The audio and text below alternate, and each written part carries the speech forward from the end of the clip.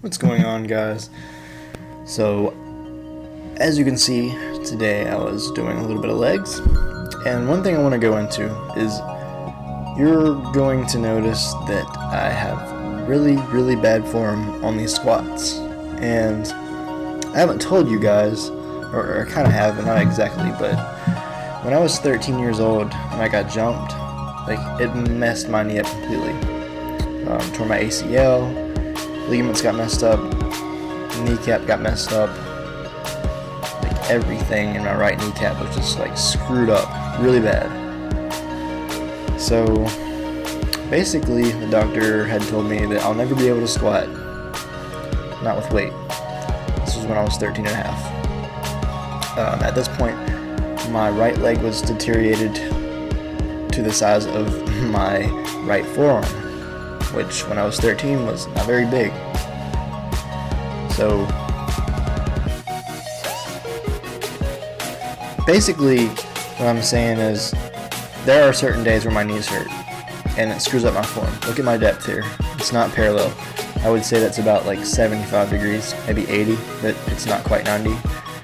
Whereas just a couple of days ago I was doing doubles with 405 and hitting probably parallel or slightly below parallel, but there are just some days where my knees hurt and where I just feel odd, and if I'm feeling off, I just can't screw with it. I just can't mess around with it. And after I did my sets of 315, my knees were kind of and so I don't try to miss depth purposely, but it's this weird psychological thing where if my knees feel like they're hurting at all, I just won't go down as low. And I don't do it on purpose, it just kind of happens. So because of my injury when I got jumped when I was 13, there are certain days when my knee starts throbbing and it just throws off my leg days, and that is the absolute biggest reason that I'm not stronger than I am on squats, because some days I'm just 50%, and that is the same reason why I never deadlifted. I literally started deadlifting 8 months ago. I've been doing squats since I was 14, just being very careful. I was always afraid of deadlift. I was always afraid that I was afraid that just the depth that you need to go down to on a conventional deadlift would be bad on my knees. And it can be. I have to really pay attention to my volume on squat and deadlift. But the point is, guys, if you have an injury, don't worry about trying to lift the most weight or if people troll on you and say you're supposed to hit depth and you're not. Don't worry about it. If you have an injury, work around your injury, and don't worry about that. Work around your injury. What's going on, guys? It is Thursday, which was deadlift and squat day. Oddly enough, I wore my Converse to the gym today, but then I didn't do deadlifts.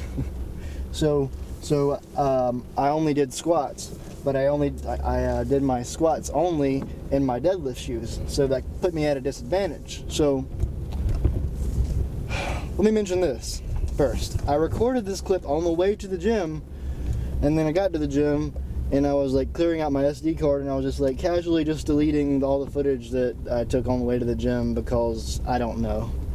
I have ADD, so I'm in my head half the time, and I do random stupid shit sometimes that gets me in trouble. That's why it's been hard for me to have a job. But I'm not saying that I'm incompetent. I'm saying I have ADD. So that creates some good times occasionally. It's raining outside really bad, and I'm trying to pull out of the gym. So, you big 18-wheeler, thank you. Didn't want to get mauled by your big ass. As I was doing squats, just in the middle of a set, I'm oh my god, I deleted all of the footage from the drive here. The whole vlog from the drive to the, you better not run into me. All the footage from the drive to the gym, I just deleted. So, my question to you guys is, have you ever done that? Have you ever recorded a bunch of footage, either like for a workout, or like just in general, like some footage you're going to post on Instagram, or if you have a YouTube channel, have you ever recorded a bunch of stuff and then deleted it? I don't know if you guys watch Casey Neistat, but I know that Casey Neistat, like a bunch of times, he's recorded like half of his day and then lost his SD card, or like accidentally deleted all the footage off of his SD card. So if someone like of his caliber, like as successful as he is in life with his YouTube and with his filming and everything, can lose their SD card or accidentally delete all of their content for the day, I don't feel too bad about it. You know, everyone makes mistakes. It doesn't matter like if you're just starting out or you're really, really far into what you're doing, really far into your career. Everyone makes mistakes, and we will continue to make mistakes, and those mistakes will mold us and help us get better and better. We're all human. We're all just trying to do okay. We're all just trying to succeed. We're all just trying to build something. And we can't make these little setbacks and these little mistakes like us. We can't let that be how we see ourselves. Like, don't define yourself by your mistakes. You are so cool with your motorcycle in the rain. Good job. And some guy on the street bike just decided to like cut through traffic, like probably in second gear. Seems like a great idea. And now he's tailgating everyone, just riding everyone's ass. Good idea. Good idea on a bike. On a bike, if you're on a bike, don't tailgate people, because they might stop and then you're gonna get really hurt.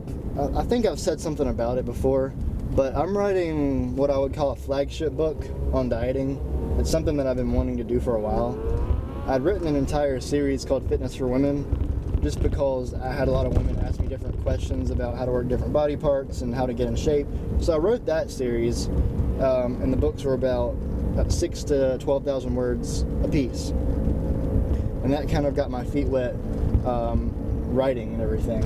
And so I was thinking, right when I jumped back on YouTube, I was thinking I want to write like a diet and nutrition book that's just like helps people, like people that don't know anything all the way up to people that are like that know a lot. Like literally some of the stuff that I'm writing is like doctor grade. Like if you're going to school for chemistry classes and stuff like that, I literally go down into breaking down what monosaccharides are, what disaccharides are, what polysaccharides are, the different amino acids, how they work, the different fatty acids, medium chain, long chain, short chain, all that different stuff I go down into.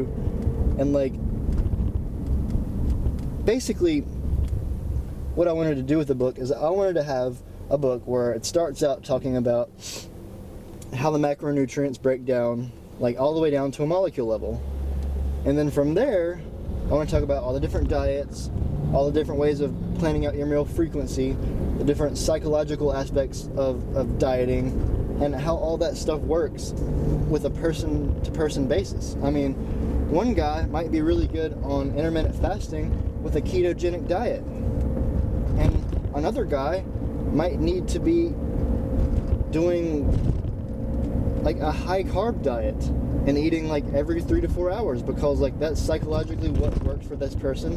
That's what makes them look the best. That's what makes them feel the best. You might have one person that wants to be on a paleogenic type diet, but still using some of the properties from flexible dieting. So you're eating only paleogenic stuff, but you're using flexible dieting to kind of still count your macros, but within paleogenics. And then you're eating only 2 or 3 times a day. There are several different combinations of food types, food frequencies. It's insane. So I wanted to create a book that kind of explained, why would you brake check me?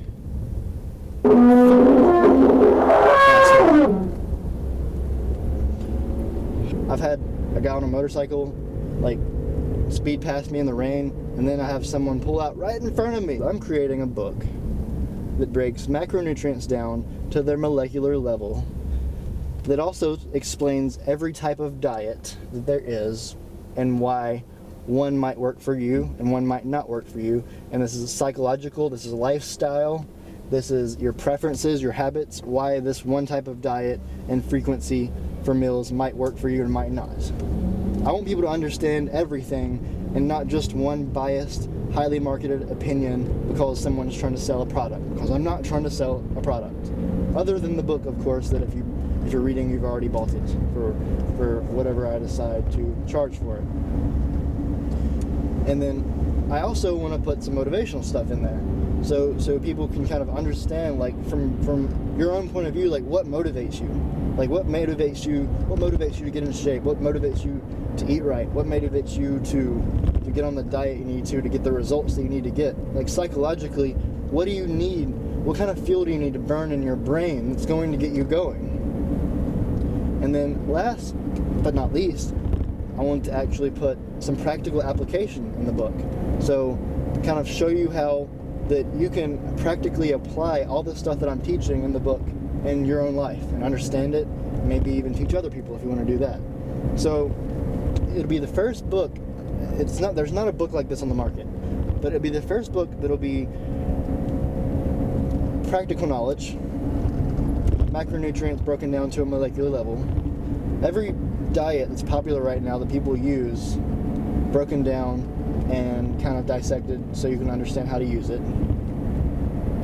And also some philosophical, motivational type material that'll help you understand why you personally are doing this. And all that together in one book, I've just never seen it. I don't want to say too much because I don't want someone to like take exactly the template of what I'm writing and then go like pay some person from India to like write the entire thing a lot faster than I'm going to, and a lot lower quality just to get it out there, just so they can like get my idea and try to profit off of it. So I'm not going to say a lot about that, but that's the kind of the project that I'm working on. My goal is to get that project done by about like September, October-ish, and I'd like to really have the book published realistically by the end of September. No. End of October. That gives me time. The book is going to be literally anywhere from 60 to 120,000 words. I'm not really writing in any specific structure. I've kind of got the stuff that I want to write about, and I'm just like writing 1,000, 2,000 words a day. Like, I've pretty much committed to myself that I'm going to write 1,000 to 2,000 words a day, and I'm just getting that done, and whatever kind of flows out of my head, and that's what I'm doing. So if you guys ever want to commit to something, like, it's as easy as like just do it, just commit to it, like whatever it is, and commit on one thing, keep doing that for a while, and then when you get used to doing that one thing, when you're committed to it, add some more things on, and then do that for a while. Then once you get committed to that, then add a little bit more. Learn how to manage everything. And that's how I'm growing, and in general, that's how you grow, guys. That is the way that you become better at managing things and, managing stress.